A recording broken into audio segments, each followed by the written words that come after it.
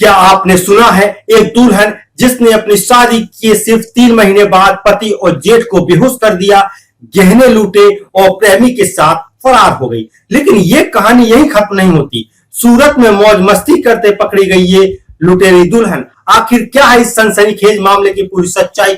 चलिए खोलते इस रहस्य के सारे राज। नमस्कार, मैं हूं संजय सिंह महान और आप देख रहे हैं यूपी ताजा न्यूज। आज हम बात करेंगे झांसी की उस सनसनीखेज घटना की जिसने पूरे शहर को हिला कर रख दिया। एक ऐसी दुल्हन जिसने शादी के बाद अपने ही परिवार को धोखा दिया और प्रेमी के साथ मिलकर रची एक ऐसी खतरनाक साजिश। तो आइए जानते हैं इस पूरी कहानी को। झांसी की कोतवाली थाना क्षेत्र के रहने वाले नवल किशोर ने अपने छोटे बेटे यशवंत की शादी पूंछ के अमरोह गांव की रीना से की थी। शादी को अभी सिर्फ 3 महीने हुए थे, लेकिन 1 जून को जो हुआ उसने सबको हैरान कर दिया। उस दिन नवल किशोर और उनकी पत्नी एक शादी में गए थे। घर में थे सिर्फ यशवंत, उनका बड़ा भाई वालचंद और नई नवेली दुल्हन रीना। रीना ने मौके का फायदा उठाया। उसने खाने में नशीला पदार्थ मिलाया और पति यशवंत और जेठ वालचंद को खिला दिया।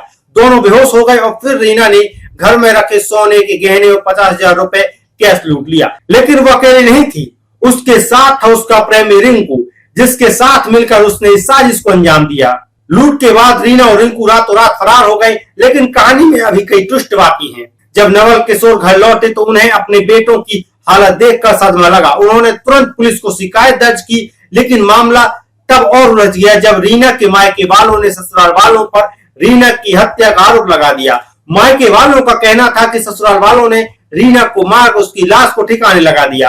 पुलिस के लिए ये केस सिरदर्द बन गया। एक तरफ लूट का आरोप और दूसरी तरफ हत्या का शक। पुलिस ने रीना की गुमशुदगी दर्ज की और तलाश शुरू कर दी, लेकिन रीना का फोन बंद था और कोई सुराग नहीं मिल रहा था। और फिर एक दिन पुलिस को एक ऐसी जानकारी मिली जिसने इस केस को पूरी तरह पलट दिया। पुलिस को पता चला कि रीना अपने प्रेमी रिंकू के साथ गुजरात के सूरत में मौज मस्ती कर रही है। लेकिन ये सुराग कैसे मिला? दरअसल रीना ने अपना फोन रिंकू के भाई को दे दिया था। जब रिंकू के भाई ने फोन ऑन किया तो पुलिस को उसकी लोकेशन मिल गई। बुधवार को झांसी पुलिस ने सूरत में छापा मारा और रीना और रिंकू को धर दबोचा। उसके पास से 3 लाख रुपए के गहने भी बरामद किए। लेकिन असली चौंकाने वाली बात तो अब सामने आई। रीना और रिंकू दोनों पूंछ के अमरोह गांव के रहने वाले थे। इनका अफेयर पिछले 5 साल से चल रहा था। रीना ने यशवंत से शादी का विरोध किया, लेकिन परिवार के दबाव में उसे शादी के लिए हाँ करना पड़ा।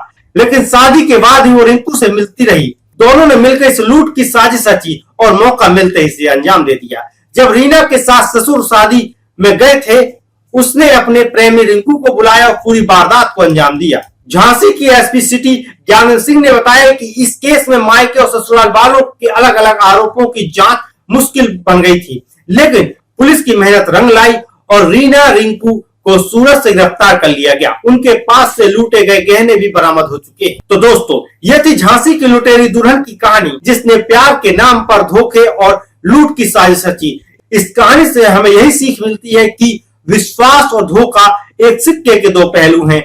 आप इस केस के बारे में क्या सोचते हैं? कमेंट में अपनी राय जरूर दें। और हाँ, अगर आप ऐसी अन्य खबरों को जानना चाहते हैं तो हमारे चैनल को सब्सक्राइब करना न भूलें। मैं संजय सिंह महान फिर मिलूंगा आपसे एक और नई खबर के साथ।